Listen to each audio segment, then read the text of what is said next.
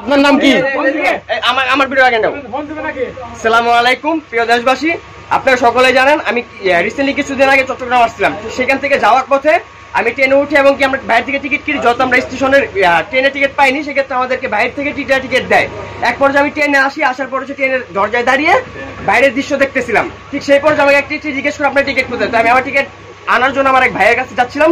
ওই পর্যায়ে আরেকটি আমাকে এসে ধাক্কা মেরে বলে টিকিট উত্তর কোথায় যাচ্ছে। আমি তো সেই ক্ষেত্রে আমি তাকে বলি যে আমার টিকিটটা ভিতরে আছে, কিন্তু সেই পর্যায়ে তিনি আমাকে ভিতরে যেতে দেয়নি। ধাক্কাটা কি করতেছিল, এক পর্যায়ে র্যালেরই কোনো এক বড় কর্মকর্তা এক লোক হবে, তিনি আমাকে গলায় ধরে যাতা দেয়। এক পর্যায়ে যাতা দেওয়ার পরও তিনি আমাকে ধাক্কে এই আপনার হচ্ছে প্রায় ইঞ্জেলের কাছাকাছি নিয়ে আসে। এটা নিয়ে আমি আজকের ভিতরে যে কোনো মাধ্যমে হোক রেলমন্ত্রীর কাছে যাব এবং এই রেলমন্ত্রীকে যে বলবো যে কোনো মাধ্যমে হোক উনার জন্য কোনো একটা ব্যবস্থা নেওয়া হয়। যদি না নেওয়া হয় আমিও দেখে চাইবো যে এই দেশ আমরা কি করতে পারি। এই যে টিকিট আমরা দেখি স্যার গলায় কেন ধরছে।